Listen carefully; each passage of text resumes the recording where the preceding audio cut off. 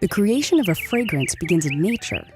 Natural oils are extracted from fruits, seeds, herbs, and spices. You've heard of them: orange, lemon, nutmeg, rose, jasmine, and vanilla. These naturally occurring oils form the first of 3 types of ingredients that make fragrances.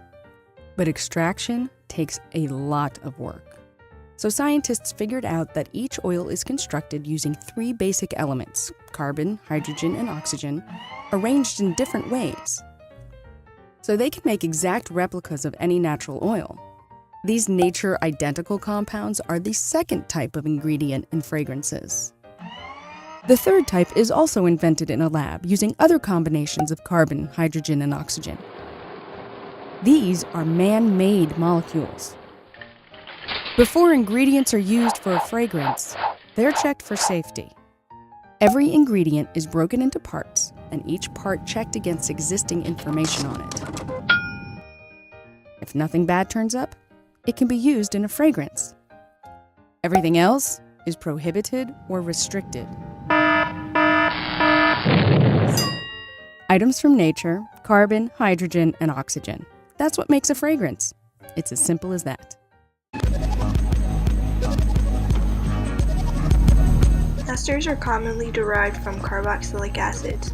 In an ester, the hydrogen in this group is replaced by a hydrocarbon group. This could be an alkyl group like methyl or ethyl, or one containing a benzene ring like phenol. Esters are produced when the carboxylic acids are heated with alcohols in the presence of an acid catalyst. This reaction process is called esterification.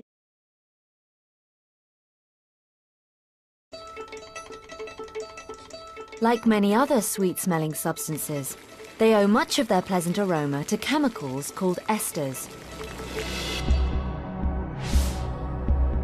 Esters are organic compounds produced by a reaction between an alcohol and a carboxylic acid. They are made of a sequence of carbon and oxygen atoms known as an ester linkage.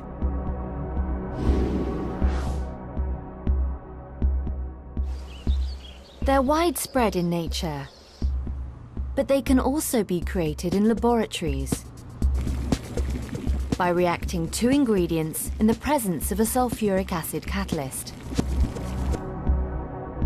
One of these ingredients is an alcohol, like methanol or ethanol. The other is carboxylic acid, like ethanoic acid or butanoic acid.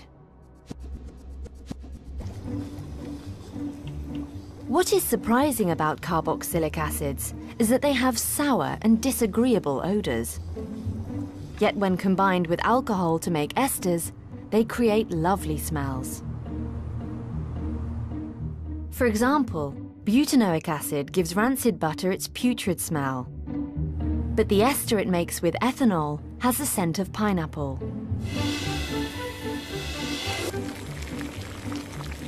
The ethanoic acid, which gives vinegar its pungent whiff, combines with different alcohols to create the aromas of pears, bananas, and citrus fruits. Esters are widely used in manufacturing, particularly in the perfume industry. But as well as having an appealing smell, perfumes need other qualities to be commercially successful. To be used safely, they need to be non-toxic and must not irritate the skin. And so they don't wash off easily or react with sweat. They need to be insoluble in and rather unreactive with water.